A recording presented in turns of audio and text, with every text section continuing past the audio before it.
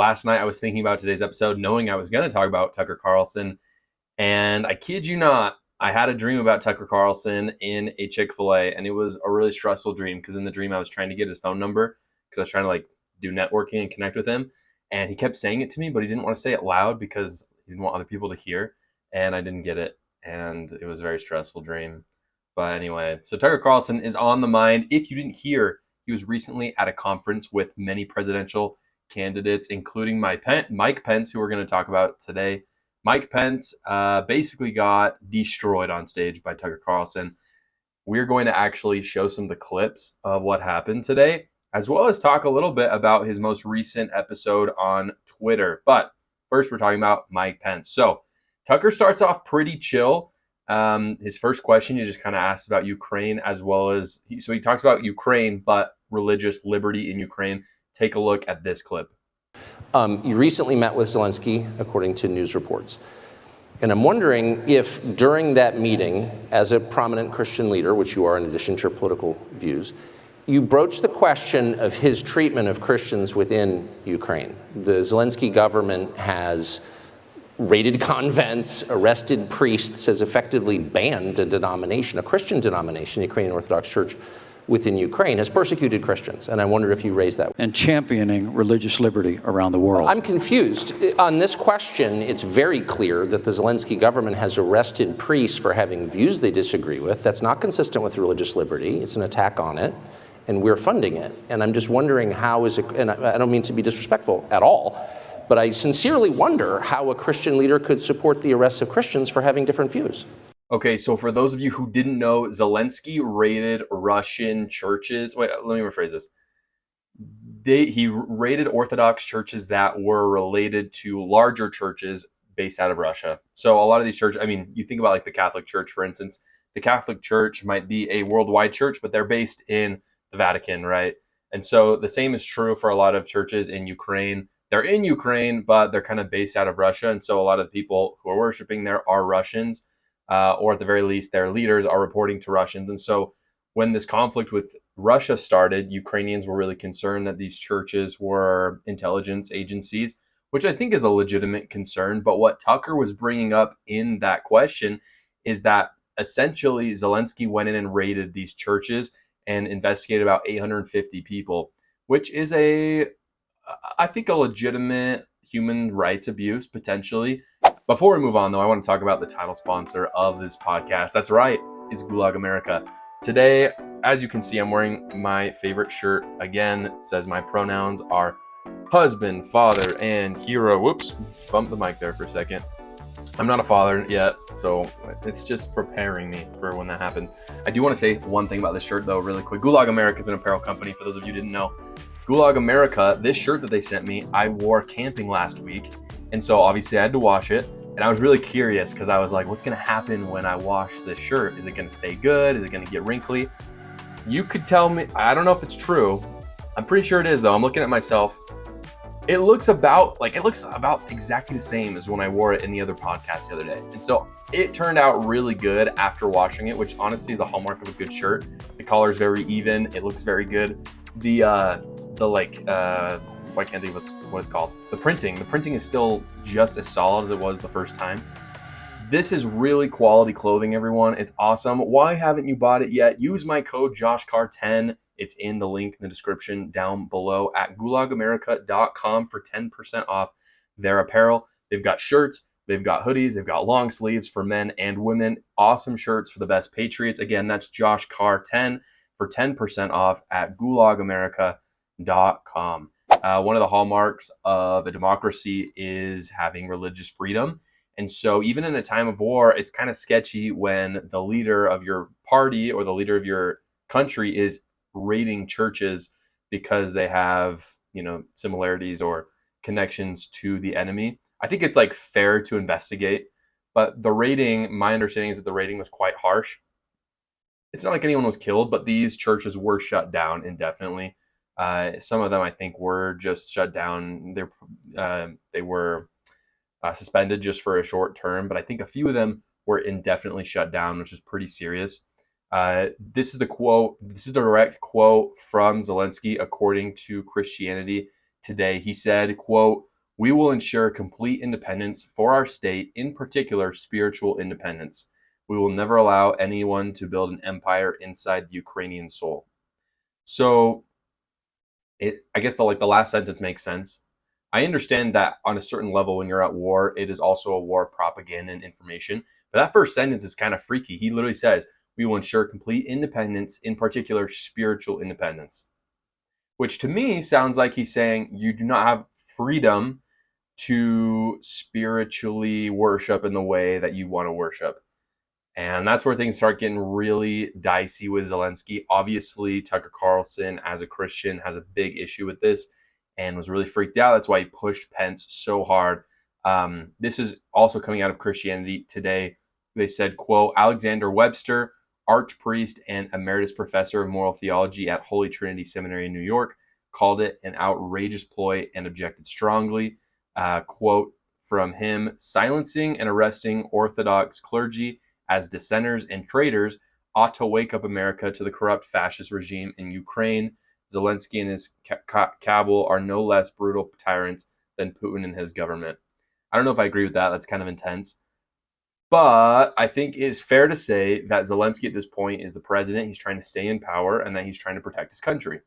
And so he's going to go, at least as far as his incentive structure is concerned, he's going to go as far as he can in that direction. Like, he's going to protect it at all costs. And so if religious freedom gets in the way of that, I could completely see Zelensky doing that. And so I don't know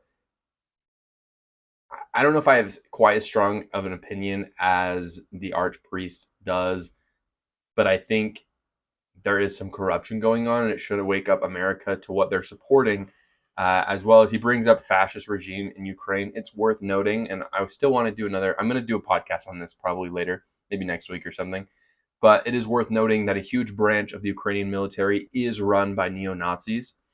It's a similar situation to Russia, where they have these branches of the military that are kind of mercenary groups, and they happen to be a very large portion, and they are neo-Nazis. This is the justification that Russia originally gave to invading Ukraine in the first place. I'm not saying that is a justification for invading in any way, but characterizing Ukraine as fascist is in part actually true. And just, at least for those of you wondering where that keeps coming from, that's where it comes from. It's coming from this group that are neo-Nazis. They're self-proclaimed neo-Nazis, and they are a prominent group in the Ukrainian military. The tough issue, it's a tough issue because of the fact that what Zelensky is doing makes sense for him, but everything that he's done so far in the last month or two is pointing towards democratic backsliding. Now, democratic backsliding, if you don't know what it is, it's exactly what it sounds like. It's when a country becomes democratized and then they start backsliding, or they start sliding back. So they've taken these democratic norms and they've kind of gently pushed them out little by little until it gets stronger and stronger. And there's two instances we see of this. So first off, we talked about it. One of the hallmarks of a democracy is freedom of expression through speech as well as religion. And so we're seeing that Vladimir Zelensky is pushing him back against this a bit. We also know that a hallmark for democracy is elections, right? We have to have free and fair elections. And for those of you who didn't hear, Zelensky has recently postponed their elections. They're supposed to be electing a new president right now. He has postponed them as per their constitution because they're under martial law. Now, again, this is this is allowed, this is legal under Ukraine. So I'm not going to take such a step forward that I'm saying Zelensky is doing something illegal, but it should make the West pause for a second and think, what is going on here? There is now an incentive essentially for Zelensky to prolong the war, because as long as he prolongs the war, he prolongs himself in power. Now, I don't know if that's totally necessary. I think my understanding is that his approval rating is quite high. I mean, his approval rating is high in America, and he's part of the reason why we have record inflation here, because we're printing money to send to him. But I think in Ukraine, he has pretty good support. And so if there was an election, he would probably be okay anyway. But it should at least make people pause for a second and think, okay, he's postponing an election. Perhaps it is necessary for the next couple months, but we really need to keep an eye on that to make sure that nothing sketchy happens because up until about 2 years ago, everyone and their dog knew that Ukraine was not a country to be trusted. Like, Ukraine has always been very corrupt. I mean, literally with Donald Trump, there was talk of collusion between Ukraine and Donald Trump Jr. And so all of a sudden, now that Joe Biden is in office and we're sending them tons of money, Ukraine is like this democratic stronghold. Yeah, I'm not so sure about that. They've definitely made improvements since breaking with the USSR, but it should make people pause that Zelensky is postponing elections. This is sketchy. Tucker continues on with Ukraine when he's talking to Mike Pence. It's pretty much his favorite issue right now. Like, if he talks to pretty much anyone, he's going to be talking about Ukraine, and he is hard on it. Like, he thinks we should get done with Ukraine, which I tend to side with Tucker a little bit more on this issue. But he pushes Pence back a lot on the aid that we're sending, and it gets pretty uncomfortable. Take a look at these clips. Project strength. But let me say one last thing. We've run out of ammunition, so we're sending him cluster bombs. So because we've sent our ammunition to Ukraine, which has not yet won the war, whatever that means, no one has defined it.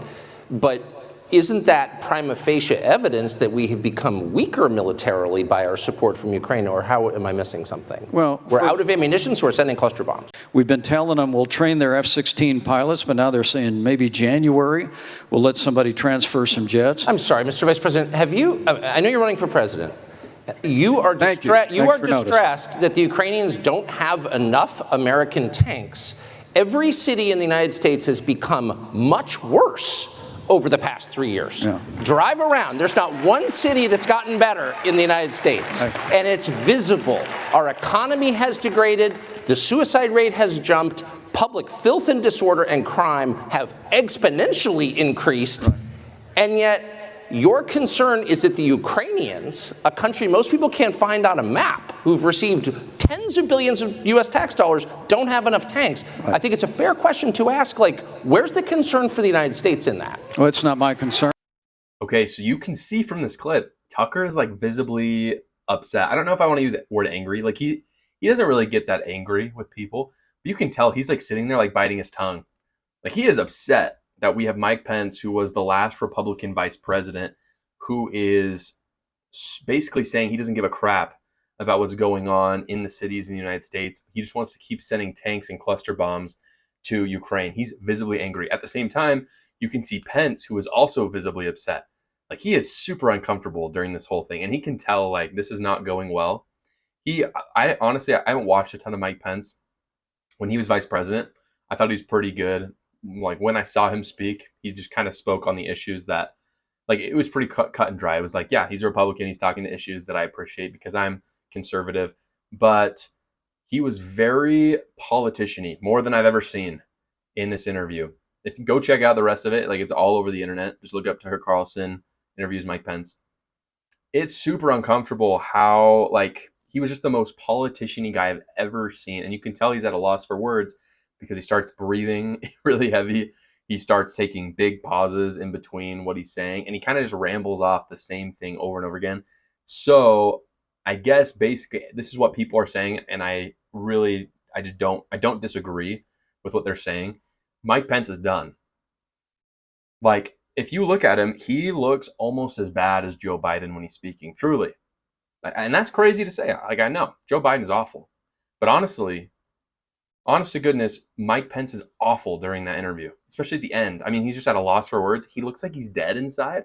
Like, Tucker and Mike Pence don't look at each other, which I understand that you're playing to an audience, and so you can't just look at each other. But he's not even looking at the audience. He's like looking down into the right and just kind of like dead in the eyes. And like, it sounds like he's saying something that his staff told him to say, and he's just saying it over and over and over again.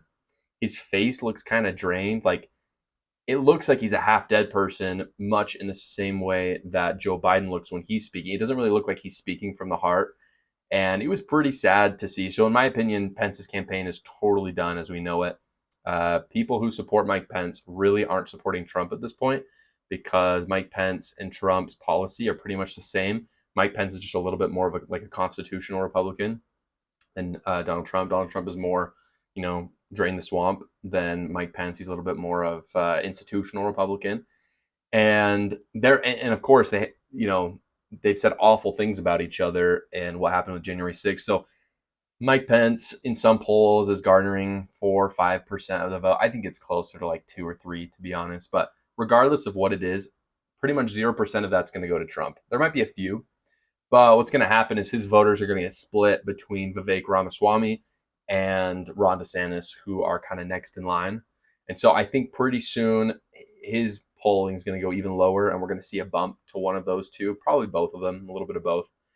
And I wouldn't be surprised if Mike Pence is one of the first to drop out, along with Chris Christie, just because they're really not fighting for anything, and people are just sick of those guys, like those old, washed up guys who really just have nothing new to offer. As I said though before, guys, go check out the video yourself. It's pretty good. It's like a 30-minute video. It's worth watching. It really is. It gives you a good understanding of what's going on in U.S. politics and how both Democrats and Republicans are doing their fair share to aid Ukraine in a way that, in my opinion, is simply ridiculous. Again, that's a question for another day, but go check out the video. It's really worth watching.